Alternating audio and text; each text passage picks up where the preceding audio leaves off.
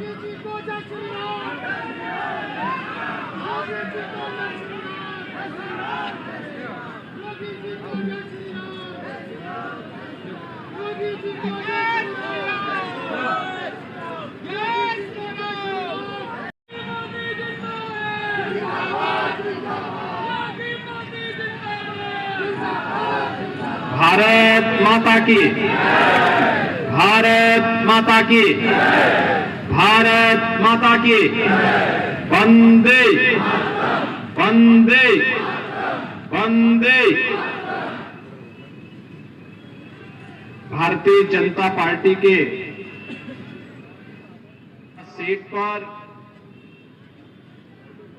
आज के इस प्रबुद्ध सम्मेलन में मंच पर उपस्थित पूर्व केंद्रीय मंत्री, लोकप्रिय सांसद बरेली सम्मान्य श्री संतोष गंगवार जी, माननीय सांसद और आंवला विधानसभा क्षेत्र, आंवला लोकसभा सीट से भारतीय जनता पार्टी के प्रत्याशी श्री धर्मेंद्र कश्यप जी, उत्तर प्रदेश सरकार में मंत्रिमंडल के मेरे सहयोगी श्री धर्मपाल सिंह जी, डॉक्टर अरुण सक्सेना जी, भारतीय जनता पार्टी के प्रदेश के उपाध्यक्ष श्री संतोष सिंह जी, महापौर डॉक्टर उमेश गौतम जी, माननीय विधायकगण श्री संजीव अग्रवाल जी, डॉक्टर डीसी वर्मा जी, डॉक्टर एमपी आर्य जी, डॉक्टर राघवेंद्र शर्मा जी, श्री श्याम बिहारी लाल जी, पूर्व विधायक श्री बहरन लाल मौर्य जी, भारतीय जनता पार्टी के लोकप्रिय प्रत्याशी बरेली लोकसभा क्षेत्र और उत्तर प्रदेश सरकार में पूर्व मंत्री श्री छत्रपाल गंगवार जी, भारतीय जनता पार्टी महानगर के अध्यक्ष श्री अधीर सक्सेना जी, जिला अध्यक्ष पवन शर्मा जी, हमारे सभी पदाधिकारीगण श्री घनश्याम खंडेलवाल जी, शिव सिंह चक जी, डॉक्टर केएम अरोड़ा जी, राजकुमार शर्मा जी, देवेंद्र चौधरी जी और उपस्थित बरेली के मेरे सभी प्रबुद्ध जन, बहनों और भाइयों, नाथ नगरी को पुनः एक बार नमन करते हुए मैं आप सबका इस प्रबुद्ध सम्मेलन में हृदय से अभिनंदन करता हूं। बहनों और भाइयों, लोकसभा चुनाव की घोषणा के कुछ ही दिन पहले मुझे बरेली आने का अवसर प्राप्त हुआ था। उस समय हम लोगों ने विकास की ढेर सारी सौगात बरेली को दी और उस समय भी मैंने आपसे अपील की थी, पूरे देश के अंदर एक आवाज है और वह आवाज एक स्वर से उत्तर से दक्षिण, पूरब से पश्चिम चौओर गूंज रही है और वह आवाज है कि फिर एक बार मोदी सरकार की। क्या आवाज है? कि फिर एक बार, फिर एक बार, फिर एक बार मोदी सरकार। ये मोदी सरकार की गूंज अचानक देश के अंदर नहीं सुनाई दे रही है, इसके पीछे कारण है। मोदी जी ने 10 वर्ष तक देश के लिए जो परिश्रम किया, जिस ईमानदारी और प्रतिबद्धता के साथ देश को विकास की नई बुलंदियों तक पहुंचाया, सुरक्षा का एक बेहतर वातावरण दिया, निवेश के लिए अनुकूल परिस्थितियां पैदा की, नौजवानों के लिए आजीविका की व्यवस्था दी, आस्था का सम्मान किया और देश के छवि को वैश्विक मंच पर एक नई ऊंचाइयों में पहुंचाने का जो कार्य किया, आज उसके प्रति कृतज्ञता ज्ञापित करने के लिए भारतवासी एक ही स्वर में बोल रहे हैं कि फिर एक बार मोदी सरकार। बहनों और भाइयों, ये होता भी है, अगर किसी ने हमारे लिए कुछ किया है तो हम भी अवसर आने पर उसके प्रति कृतज्ञता ज्ञापित करते हैं। और आज यह अवसर हमारे सामने है। मोदी जी के नेतृत्व में भारत आज विकास की जिन नई बुलंदियों को छू रहा है। इंफ्रास्ट्रक्चर के नए नए कार्य हो रहे हैं। Railway, highway, metro, ropeway, air connectivity बेहतर हुई है। IIT, IIM, AIIMS, one district one medical college, गांव-गांव की कनेक्टिविटी के साथ साथ हर घर नल की योजना के साथ जुड़ने के लिए भी जो कार्यक्रम चल रहे हैं, यह भूतपूर्व है, अभिनंदनीय है। और गरीब कल्याणकारी योजनाओं की तो कोई सानी ही नहीं।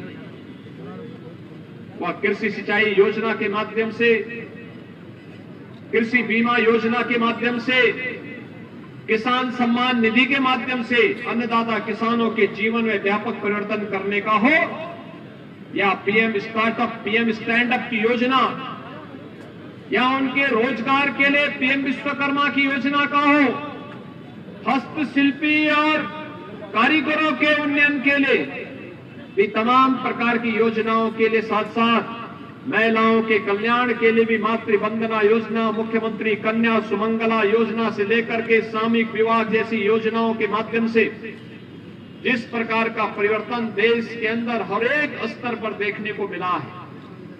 आज लोकसभा 2024 का चुनाव मोदी जी के प्रति भारतवासियों के लिए कृतज्ञता ज्ञापित करने का एक अवसर है।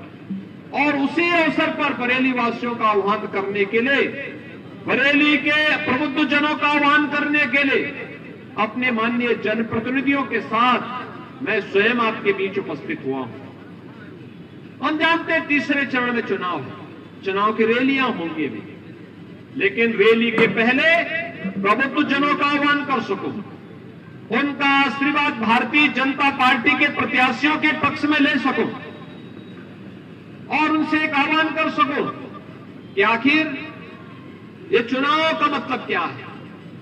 बहनों और भाइयों, चुनाव दो स्पष्ट खेसों में अपने आप बटा हुआ है। एक तरफ फैमिली फर्स्ट की बात करने वाले वे लोग हैं जिन्होंने देश में दंगा पॉलिसी और कर्फ्यू पॉलिसी के अंतर्गत विकास को अवरुद्ध किया था, और दूसरी तरफ नेशन फर्स्ट के माध्यम से देश के अंदर बेहतर सुरक्षा का वातावरण देने वाली मोदी सरकार है। एक तरफ माफिया राज को प्रश्रय देने वाले लोग हैं और दूसरी तरफ कानून का राज स्थापित करने वाली मोदी सरकार है, भारतीय जनता पार्टी की सरकार है।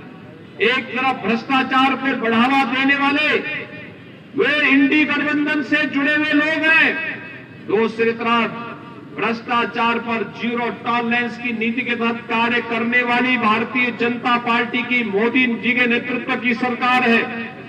एक तरफ तुष्टीकरण के नाम पर चेहरा देख करके, योजनाओं का लाभ दे करके आस्था के साथ खिलवाड़ करने वाले लोग हैं, और दूसरी तरफ सबका साथ और सबके विकास के माध्यम से भारतीय आस्था को सम्मान देने वाली भारतीय जनता पार्टी की सरकार है। एक तरफ स्वार्थ का परिवार है और दूसरी तरफ 140 करोड़ का मोदी का परिवार भी है।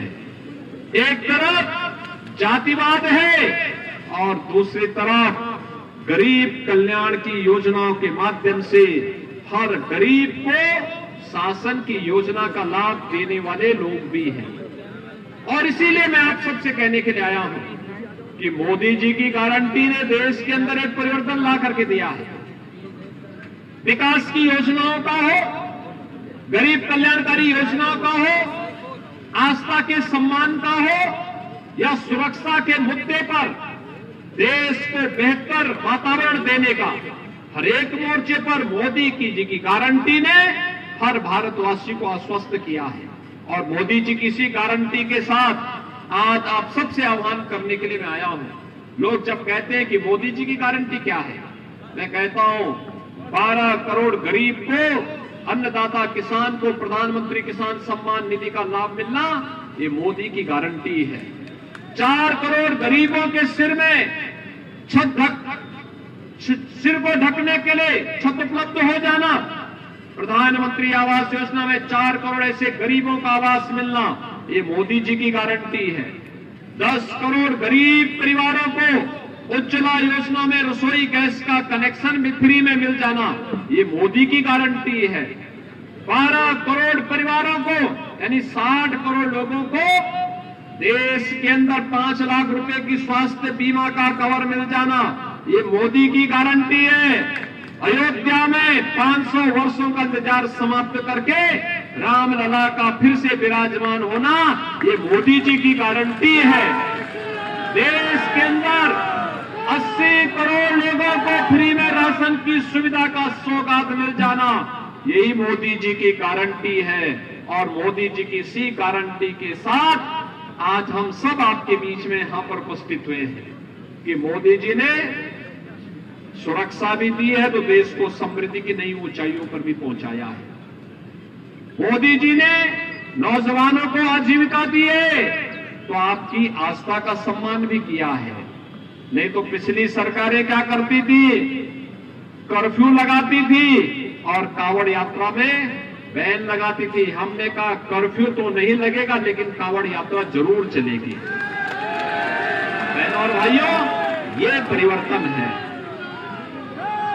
यही परिवर्तन है, यही फर्क है। वे कर्फ्यू लगाते थे, हम लोग कांवड़ यात्रा लेकर के चलते हैं। वे माफिया और अपराधियों को प्रश्रय देकर के बमबाजी करवाते थे, हमने कहा माफिया और अपराधियों को उनकी जगह भेजेंगे लेकिन हर बम के साथ कांवड़ यात्रा को ले जाने के लिए पूरी सुरक्षा भी उपलब्ध करवाएंगे। बहनों और भाइयों, हर एक क्षेत्र में आज जो परिवर्तन देश के अंदर और प्रदेश के अंदर देखने को मिला है, यह मोमेंटम बना रहे, क्योंकि मोदी जी ने अमृत काल का एक संकल्प हम सबको दिया है, विकसित भारत का। विकसित भारत का मतलब जिस भारत में हर व्यक्ति के चेहरे पर खुशहाली हो, हर नौजवान के हाथ में रोजगार हो, हर अन्नदाता किसान के खेत में पानी हो, हर व्यापारी को सुरक्षा और व्यापार की पूरी स्वतंत्रता हो। इस प्रकार के विकसित भारत के लिए जो दुनिया में ग्लोबल लीडर के रूप में दुनिया को नेतृत्व देने वाला हो, उस विकसित भारत के लिए तीसरी बार मोदी जी को फिर से अवसर दे जाने की आवश्यकता है। और बहनों और भाइयों, इसमें आपकी सबसे बड़ी भूमिका है, क्योंकि तीसरे चरण में चुनाव होना है। स्वाभाविक रूप से तब तक कुछ गर्मी बढ़ी भी होगी, तो उन स्थितियों में गर्मी और बरसात की परवाह किए बगैर, बिना किसी परवाह किए बगैर एक ही लक्ष्य होना चाहिए और एक ही हट होना चाहिए कि हर हाल में पहले हम मतदान करेंगे, मतदान के लिए लोगों को प्रेरित करेंगे, भारी संख्या में मतदान के लिए लोगों को मतदान स्थल पर ले जाने की व्यवस्था करेंगे। और इसमें प्रबुद्ध जनों की सबसे बड़ी भूमिका होनी है। प्रबुद्ध जन आम जन को जागरूक करने में बड़ी भूमिका का निर्वहन करेंगे। कोई अधिवक्ता होगा, कोई चिकित्सक होगा, कोई शिक्षक होगा, कोई व्यापारी व्यापार जगत से जुड़ा होगा, कोई उद्यम से जुड़ा होगा, कोई सीए होगा, कोई सामाजिक संगठनों को लीड कर रहा होगा। जीवन के अलग अलग क्षेत्र में लोगों की अपनी भूमिका है और अपने अपने क्षेत्र के उन लोगों को जागरूक करके, मतदान और लोकतंत्र के प्रति जागरूक करते हुए, अपने वोट की कीमत को बताते हुए हम सबको मतदान करने के लिए तैयार करने के लिए और मोदी जी को तीसरे कार्यकाल के लिए कि विकसित भारत के लिए मोदी जी आवश्यक है, विकसित भारत के लिए विकसित उत्तर प्रदेश आवश्यक है और विकसित उत्तर प्रदेश के लिए विकसित बरेली भी आवश्यक है। विकसित बरेली के लिए भारतीय जनता पार्टी आवश्यक है और भारतीय जनता पार्टी के लिए भारतीय जनता पार्टी ने यहां पर श्री छत्रपाल गंगवार जी को अपना प्रत्याशी बनाया है। बहनों और भाइयों, आपने एक लंबे समय तक श्री संतोष गंगवार जी का नेतृत्व देखा है। संतोष जी के नेतृत्व में एक लंबे समय तक बरेली ने भी, उत्तर प्रदेश ने भी, देश ने भी विभिन्न कार्यों को आगे बढ़ाने में मदद की। उनका नेतृत्व, यशस्वी नेतृत्व मिला, उनका आशीर्वाद लगातार यहां के कार्यकर्ताओं को मिला है, आगे भी मिलेगा, इसमें कोई संदेह नहीं।